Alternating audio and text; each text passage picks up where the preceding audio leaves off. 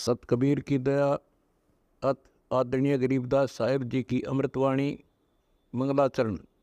गरीब नमो नमो सत पुरुष को नमस्कार गुरु की नहीं, सुर नर मनजन साधुआ संतो सर्वस दी नहीं। सतगुरु साहेब संत सब दंडो तुम प्रणाम, आगे पीछे मध्य हुए तिनको जहाँ कुर्बान। नराकार निर्विषम काल जाल व बंधनम, निर्लेपम निज निर्गुणम अकल अनुबेषुंडनम। सोहम सुरति समाप्तम सकल समाना निर्तल, उज्ज्वल हिरंबर हर दमम बे परवा अथा है। वार पार नहीं मध्यतम, अनाहद मंत्र सुखसलाद मंत्र, अजोख मंत्र बेसुन मंत्र, निर्वाण मंत्र थीर है। आदि मंत्र युगादि मंत्र, अजल अभंगी मंत्र, सदा सत्संगी मंत्र, लौलीन मंत्र गैर गंभीर है। सोहम सुभान मंत्र, अगम अनुराग मंत्र, निर्भय अडोल मंत्र, निर्गुण निर्बंध मंत्र, निश्चल मंत्र नेक है। गैबी गुलजार मंत्र, निर्भय निराधार मंत्र, सुमृत सुकृत मंत्र, अगमी अबंच मंत्र, अदली मंत्र अलेख है। फजलम फराक मंत्र, बिन रसना गुणलाप मंत्र, झिलमिल जहूर मंत्र, सर्वंग भरपूर मंत्र, सैलान मंत्र सार है। निरंकार गर्क मंत्र, तेज पुंज परख मंत्र, अदली अबंध मंत्र, अजप्पा निरसंद मंत्र, अविगत अनहद मंत्र, दिल में दीदार है। वाणी विनोद मंत्र, आनंद असोद मंत्र, कुर्सी करार मंत्र, अनबय उचार मंत्र, उज्ज्वल मंत्र अलेख है। साहिब सतराम मंत्र, साईं निकाम मंत्र, पारक प्रकाश मंत्र, हीरंबर उल्लास मंत्र, मौले मलार मंत्र, पलक बीच खलक है। कौन ब्रह्मा का पिता है, कौन विष्णु की माँ, शंकर का दादा कौन है, हमको कूदे बता। यह जानने के लिए कृपया सुनिए जगत गुरु तत्वदर्शी संत रामपाल जी महाराज के। क्योंकि एक ही आत्म तत्व के ऊपर इस काल ने दो कपड़े पहना दिए, एक मेल और एक फीमेल का। और यही कारण परमात्मा संत बताते हैं कि जब तुम्हें ये ज्ञान हो जाएगा फिर आपको कुछ भी दूसरा नजर नहीं आएगा। गरीबदास तत्ता लिया है, मिट गया सकल अंदेशा।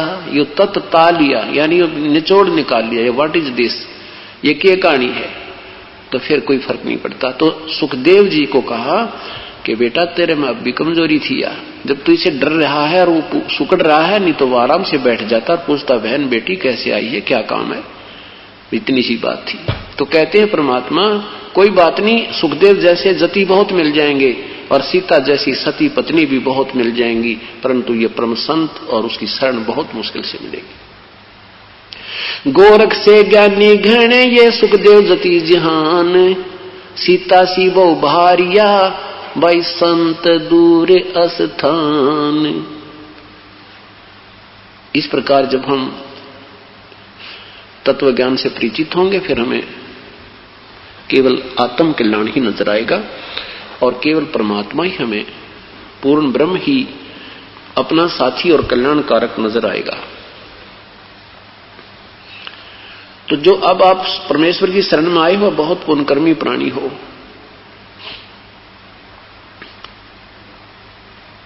और अब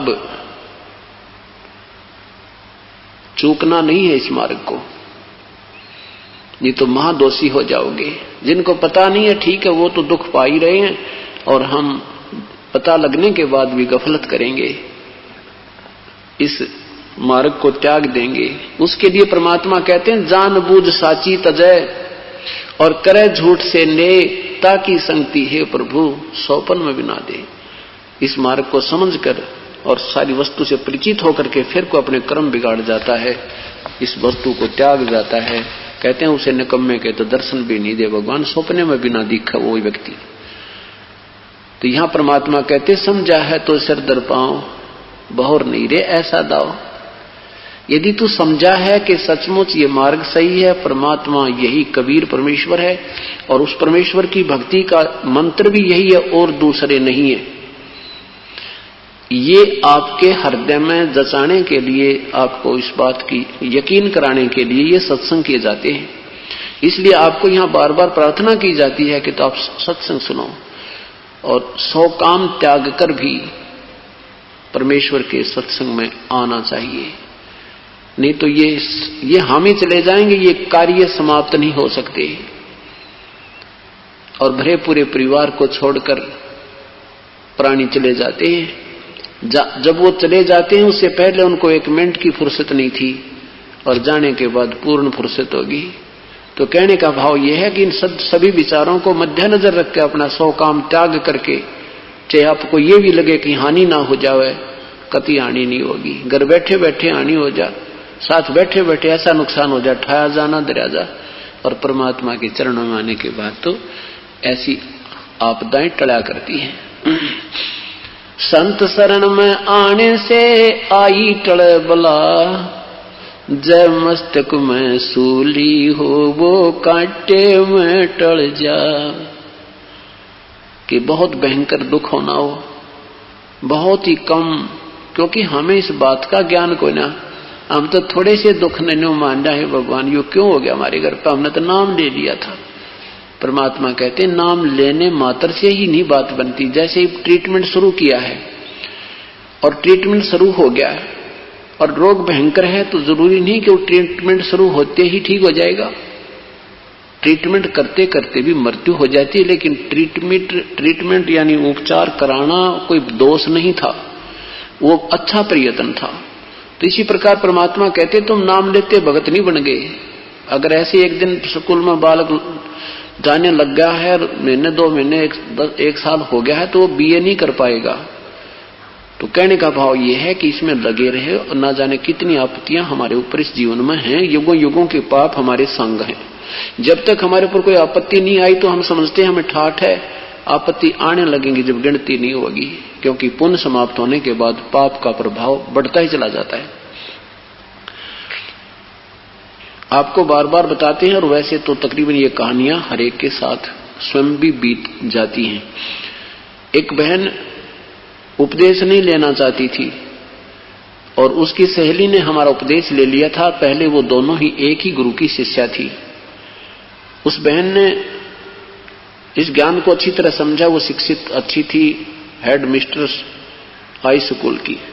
उसने फिर अपनी सहेली को बताने की चेष्टा की, लेकिन वो सहेली नहीं मान रही थी कि नहीं, मैं तो माता की पुजारन हूं, मैं माता को नहीं त्याग सकती। 8 वर्ष की माता के नवरात्रि रखने लगी थी। ऐसे कहते कहते चलता रहा। वो बहन प्रार्थना करती रही, लेकिन वो नहीं मान रही थी। एक दिन वो बहन जो दुर्गा की उपासक थी, वो अब हमारी सेवक होगी हर्षदास की, परमात्मा कबीर साहब के चरणों में आ गई वो बहन। उसने स्वयं आकर बताया कि जी एक दिन मैं शाम के समय 5 बजे, गर्मियों का दिन था, समय था, ऐसे घूमने बाहर निकल गई 5 साढ़े 5 बजे से। एक मकान के अंदर, एक कोठी के अंदर एक सत्संग हो रहा था, माता का जागरण हो रहा था। मैं वहां जाकर बैठ गई। 200 से 250 व्यक्ति उस हाल में बैठे थे। मेरे वहां प्रवेश करते ही 2 मिनट के बाद माता ने आवाज लगाई कि श्यामा, श्यामा यहां आ जा, श्यामा यहां आ जा। तो मैंने सोची मैं तो आज प्रथम बार आई हूं, मुझे कौन जानता होगा, कोई और श्यामा होगी चली जाएगी। जब काफी देर होगी तो एक व्यक्ति खड़ा हुआ कि भाई माता पुकार रही है, वो श्यामा बहन यहां आ जाए। जब कोई भी ना उठा तो मैं खड़ी होगी। मैं उनके पास पहुंच गई तो एक लड़की के अंदर, एक स्त्री में एक स्त्री बोल रही है, ऐसे पड़ी है वो, और कहती है श्यामा तो मेरी परम भक्त है, तेरे ऊपर बहुत बड़ी आपत्ति आने वाली है, तो मेरी 14 महीने जोत लगा दे, तेरा बेड़ा पार हो जाएगा। अखंड जोत लगाना। अब मैंने सोचा हे भगवान, माता ने बड़ी सुनी देखी, इतने व्यक्तियों में मुझे चुना। बस मैं तो उसी दिन गदगद होगी और जाते ही अखंड जोत शुरू कर दी। अखंड जोत माने सुबह एक बार लगा दे, उसको बुझने नहीं देते, घी डालते रहते हैं। उसने क्या बताया कि उस 14 महीने में मेरा सत्यानाश हो गया, सर्वनाश हो गया। माता तो कह रही थी कि तेरा बिल्कुल कल्याण हो जाएगा, कोई आपत्ति नहीं आने दूंगी। तो उस 14 महीने में हमारा सर्वनाश, सर्वनाश किसे कहते हैं कि इतनी हानि होगी कि पड़ोसियों ने गेहूं की बोरी लाकर उनको रखा आटा पीस के, और तब परिवार ने खाया। और कितना नुकसान हो गया, 3 गाड़ियां थी वो बिक गई, और जींद के मेन बाजार में हौजरी की दुकान थी कम से कम 10-15 लाख की, वह बिक गई। और कोठी थी वो बैंक के गिरवे होगी। उसके बाद भी उसके पति ने तो उपदेश ले लिया, लेकिन वो नहीं ले रही थी। फिर वो उपदेश लेने आई तो उसने बताया कि मुझे रात्रि में मां ने दर्शन दिए, शेरां वाली ने, ऐसे बिल्कुल 8 अंग युक्त, और कहा श्यामा तेरी आपत्ति मेरी पावर से बाहर है।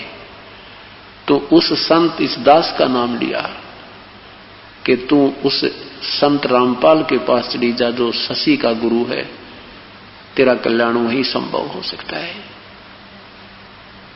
अब उस अगले दिन उठते ही वो शशि बहन के पास पहुंची जो हेड मिस्ट्रेस हाई स्कूल की, अब प्रिंसिपल है वो कॉलेज की, और उससे कहा कि मुझे नाम दिला दे। सारी कहानी बताई, ऐसे माता ने मुझे दर्शन दिए और मुझे आदेश दिया है। उपदेश लेने के लिए जींद आश्रम में पहुंची। उस दिन ये दास नहीं पहुंचा, जाना था उसे, अगले दिन हम गए। वो दोनों दिन वहां बैठी रही, सुबह जावे शाम न आवे। मैंने पूछा, वो पहले भी मेरे से मिली थी वो लड़की बहन, मैंने उसको ये नियम बताए थे कि ये देवताओं की पूजाएं तूने नहीं करनी है, तो वो नाट गई थी, मना कर गई थी कि मैं तो पूजा करूंगी, माता को नहीं त्याग सकती, मैं माता की पूजा बचपन से करती आ रही हूं, यूं कहकर वो चली गई थी। उस दिन जब वो उपदेश लेने आई तो मैंने कहा बहन ये वही नियम आज हैं जो उस दिन आपको बताए थे, नियम चेंज नहीं हो सकते, नाम लेना चाहे मत लेना। उसने कहा जी आज मैं सारे नियम छोड़, पूरे नियम निभाऊंगी, सब त्याग दूंगी। फिर अपनी राम कहानी बताई, रो रो कर सुनाई। अब दास ने उपदेश दे दिया। फिर उससे बताया बहन तेरा सौभाग्य है कि तुझे पहले आनी होगी, ये तेरा बहुत ही अच्छा सौभाग्य है कि इस उपदेश लेने से पहले तेरा नुकसान हो लिया। परमात्मा कहते नाम सहित बेवतन भला जो दर दर मांगे भीखा, क्या हुआ छत्र की छांचा लायो राजपाट धेली का। कहते कति सर्वनाश होकर भी परमात्मा की प्राप्ति हो जाए तो भी शुक्र मनाना, ये मार्ग मिल जावत है। क्योंकि मैंने उसको बताया कि यदि तुझे ये नाम 1 साल पहले 2 साल पहले मिल जाता और नाम लेने के तुरंत बाद ये आपत्ति का दौर तेरे ऊपर आ जाता और तुझे 30 लाख के स्थान पर 30,000 की हानि हो जाती, तू नाम त्याग देती और फिर नरक के राह चल पड़ती। अब वो सिर मार रही है, अगदी सचमुच ऐसे ही होता। आज तुझे 30 लाख की हानि होगी और उन्हीं पूजाओं को करते करते, और यदि इस दास के पास तो उपदेश ले लेती और ये हानि तुझे 30,000 की भी हो जाती तो नाम त्याग देती, क्योंकि मैंने माता त्याग दी इसलिए मुझे 30,000 का नुकसान उठाना पड़ गया और तू फिर नरक के रास्ते जाती। ये तेरे ऊपर रहम है परमेश्वर का कि आपको इतना लेट कर दिया कि ताकि तू अब ढंग से लग जा। इस बात को सुनकर वह बिल्कुल सत्य मान गई। अब जी बिल्कुल मेरा और विनाश हो जाता। अब 5वां वर्ष हो गया उस बहन ने। अब उस बच्चे से पूछो, वो कहते हैं जी वो हमारा जो नुकसान था वो हमारे लिए वरदान बन गया, अगर वो हमें हानि नहीं होती तो हम इस सत परमेश्वर को प्राप्त नहीं कर सकते। कोट जन्म तन भर मत हो गए कुछ ना हाथ लग्या रे, कुकर सुकर कर बोरे कौआ हंस बुगारे, कोटि जन्म तू राजा की ना मिटी न मन की आशा, भिक्षुक होकर दर दर घूम्या मिला न निर्गुण रासा। कि ये को पहली बार हानि थोड़ी, असंख्यों बार हो ली, असंख्यों बार मृत्यु हो ली, पूरे परिवार के परिवार विनाश हो लिए हमारे, भूकंपों में दुनिया मर जाती है, पूरी पीढ़ी की पीढ़ी समाप्त होती है, 3 पीढ़ी इकट्ठी मर जाती है, दादा परदादा पोता और चौथा दादा। तो परमात्मा के चरणों में आने के उपरांत अगर आपको कोई हानि होती है, डोंट वरी, इस दृष्टिकोण से देखना कि ये ना विरक के बिजली गिर जानी थी। आप बालक हो, आपको ज्ञान नहीं इन बातों का, और दास को मास्टर बना दिया परमेश्वर ने, इस तत्व ज्ञान से परिचित करा दिया। तो इसलिए आपको ये बार बार ज्ञान करा रहे हैं कि कहते हैं परमात्मा फिर संकेत करते हैं, द्वार धनी के खड़ा रह, द्वार धनी के पड़ा रहे, भाई धक्के धनी के खावे, 100 काल झकझोल ही पर द्वार छोड़ ना जावे। कि अपने पूर्ण संत के द्वार पर, पूर्ण धनी के द्वार पर पड़ा रहना, द्वार छोड़ के मत जाना।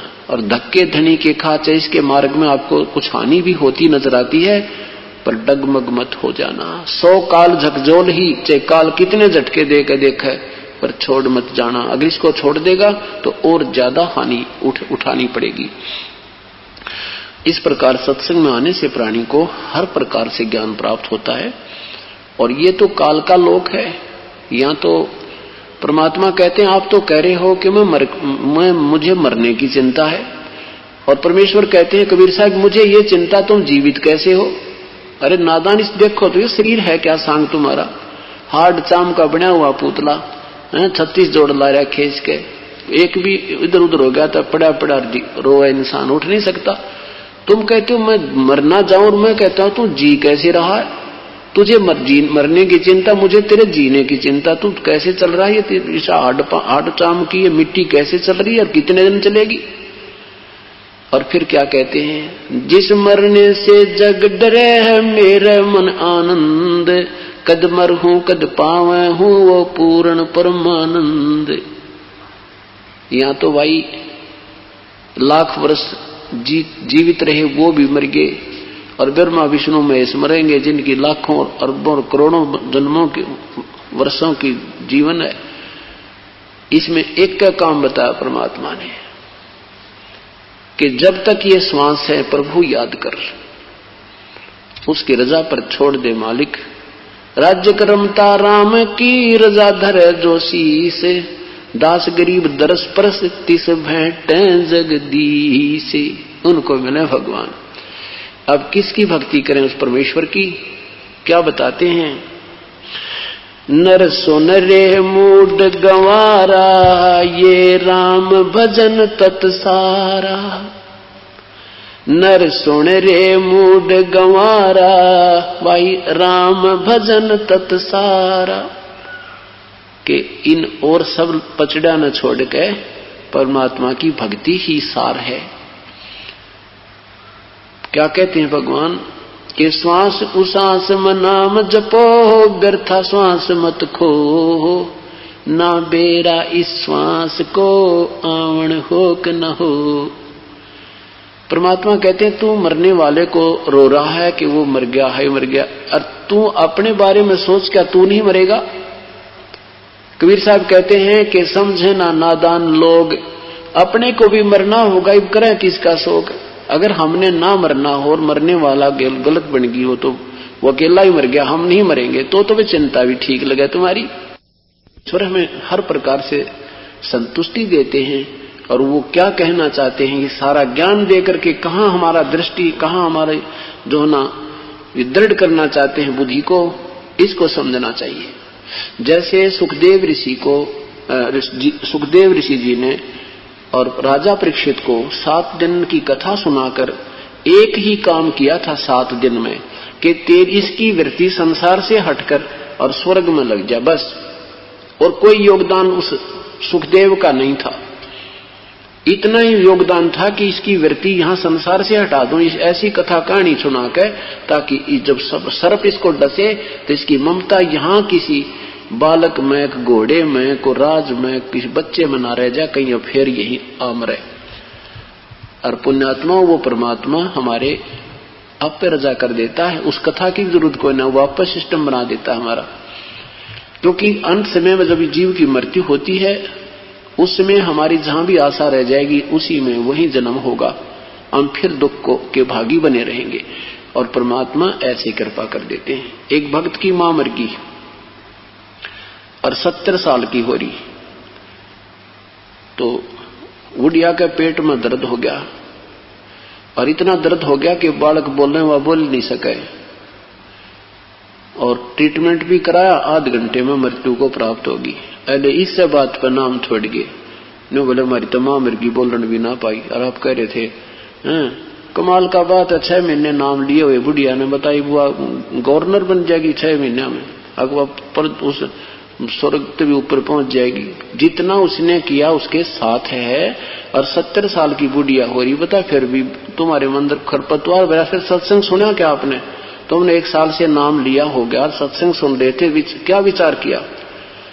अब परमात्मा ने जो उस बुढ़िया के लिए क्या बहुत अच्छा किया, क्योंकि अगर अंत समय में मरते समय तुम्हारे से बातचीत करती, हाय मेरा पोता किससे है, हाय फलाने ने बुला दो, तो उसकी यही ममता रह जाती, बाबू इतनी बनाओ। अरे परमात्मा ने 2 सेकंड उसका मन में नान दिया, कौन मेरा है कौन तेरा है, उसकी इतना दुख दे दिया और मिनट में ठा ली, और फिर वो अपने हिसाब से वो जन्म देगा, क्योंकि तुम्हारे कहने से नहीं होगा।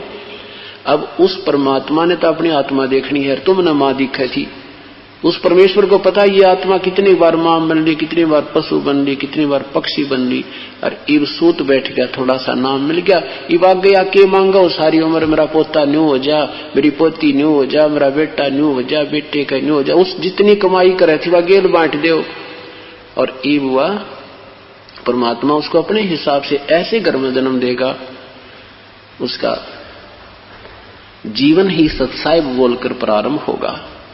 पर कोई ना बुद्धिमाई कर्म इन इंसान सतगुरु से दूर हो जाते हैं।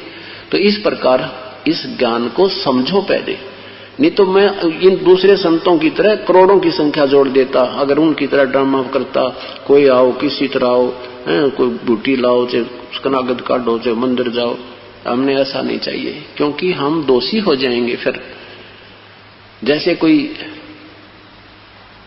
अधिकारी फौज में लंगड़े लुल्ले भर्ती कर दे तो उसको भी निकाल दिया जाता है फिर फौज से, और वो तो रिजेक्टेड है ही है। तो इस प्रकार वहां वही भर्ती किए जाएंगे जो उस काल के साथ युद्ध कर सकोगे। इस काल के झटके आपके ऊपर आएंगे तो आपको ये ज्ञान ऐसे रोक देगा जैसे ढाल होती है, आप डगमग नहीं हो सकते, और तभी हम सफल होंगे। कहते मौला बैठा मोर चे देख जन की भेड़, 12 कोट जम किंकर जहां वहां एक नाम की खेड़। क्या बताते हैं कि परमात्मा हमारे इस खेल को देख रहा है, और कहते वहां जब यहां से हम चलेंगे तो आगे आपको यमदूत मान ले दिखाई भी देंगे, तो नू ना करियो हाय माँ हाय बाबू हाय पिताजी, नहीं। कहते वहां सिमरण करना सांस वाला, और उस सांस के सिमरण तो देखिए उसका कैसी टक्कर लगेगी, न्यू पड़ेंगे उनके कमर जा जाकर लगेगी। कहते मौला बैठा मोर्चे, परमात्मा हमारा ये भेड़ को होते हैं जैसे ये पशु बिड़ा करें लड़ते हैं ऐसे, कहते ऐसे काल के दूतों के साथ, काल के जो आने वाले आपत्तियों के साथ तुम्हारी ऐसी भिड़ंत चल रही है, और वहां पर एक नाम की खैड़, एक श्वास के सिमरण से वो इतने बुरी तरह गिर जाएंगे, आपके निकट नहीं आ पाएंगे, भाग जाएंगे। अगर तुम वहां बाज लोगे हाय मर गया बताइए पिताजी, तो कहते हैं तुम फेल हो जाओगे। तो वहां पर ये नाम का हथियार है, श्वास का जो सिमरण है ऐसे। तो इसी प्रकार ये ज्ञान आपके आधार बनाएगा, और फिर आपत्ति के समय उस परमेश्वर का सिमरण ही हमें काम आएगा। नर सुन रे मूड गंवारा, भाई राम भजन तत्सारा। नर सुन रे मूड गंवारा, ये राम भजन तत्सारा। राम भजन बिन बैल बनेगा, सुकर स्वान शरीरम। कौआ खर की दे दरोगे, मिटे नहीं तकसीरम। राम भजन बिन बैल बनोगे, सुकर स्वान शरीरम। कौआ खर की दे धरोगे, मिटे न या तकसीरम। कीट पतंग भवंग होत है, गिद्दड़ जम्बक जूनी। बिना भजन जड़ वृक्ष बनोगे, पद बिन काया सूनी। भक्ति बिना नरखर एक है, भक्ति बिना नरखर एक है। जिन हर पद नहीं जाण्या, पार ब्रह्म की परख नहीं रे। पूज मरे पाषाण। भक्ति बिना नरखर एक है, जिन हर पद नहीं जाण्या। पूर्ण ब्रह्म की परख नहीं रे, ये पूज मरे पाषाण। सथावर जंगम मैं जगदीशम, व्यापक ब्रह्म बिनानी। निरालंब न्यारा ना दर्शे, ये भुगते चारों खानी। तोल न मोल वजन नहीं आवे, अस्थिर आनंद रूपम। घटमट में तत् से ती न्यारा, वो सोहंग सत्य स्वरूपम। बादल छा ओस का पानी, तेरा ये अनुमान। आठ पटन कीर्तन सब झूठा, ये रंचक सुख जपटान। क्या बताते हैं? बादल छा ओस का पानी, तेरा ये उन्मान। आठ पटन कृत्रिम सब झूठा, ये रंचक सुख जपटान। निराकार निर्भय निर्वाणी, सुरत नृत नृतावे। आत्म राम अतीत पुरुष को, गरीब दास न्यो पावे। क्या बताते हैं परमात्मा के विषय में आदरणीय गरीबदास साहिब जी के नर सुन रे मूड गंवारा। भाई एक नाम भजन तत्सारा। परमात्मा का भजन करना ही सार है सारे जीवन का। और भक्ति बिना क्या बनोगे कि राम भजन बिन बैल बनेगा, सुकर सुअर कुकर स्वान कुत्ता ये शरीर मिलेंगे। और कौवा खर माने गधे को कहते हैं। कौवा खर की दे धरोगे, मिटे ना या तकसीरम। ये तकसीर माने ये कष्ट, ये दुख तेरा कभी समाप्त नहीं होगा भक्ति बिना। भक्ति बिना नरखर एक है। ओए है, जो भक्ति नहीं करते वो मनुष्य में और पशु में, गधे में कोई अंतर नहीं बताया संत ने। क्या कहते हैं? जैसे एक पल्लेदार सुबह से लेकर शाम तक गधे से भी ज्यादा वजन ढोता है। एक किसान सुबह से लेकर शाम तक बैल से भी ज्यादा काम करता है। एक दुकानदार सुबह बैठ जाता है, शाम तक ना जाने कितनी अपनी साधना कर बैठा रहता है और कितना परिश्रम करता है। टकटकी लगाए बैठा रहता है, गाहक ना आया, वो शायद इधर आ जावे, वो शायद इधर आ जावे। पर परमात्मा के नाम पे कहते तुम बिल्कुल भी ध्यान नहीं देते। लगते हो तो बस टेम्परेरी, अस्थायी सा, थोड़ा सा औपचारिकता सी। नहीं, इसको भी सिरधड़ से करना पड़ेगा। जैसे हमने रोजी रोटी की चिंता होती है, हम उसको बहुत ही अच्छी तरह करते हैं, सुचारू रूप से करते हैं, ऐसे प्रभु की प्राप्ति। परमात्मा की कथा सुनो, परमात्मा की कथा की चर्चा करो। इसके अतिरिक्त जो भी बातें करते हो, सुनते हो, वह सब व्यर्थ है।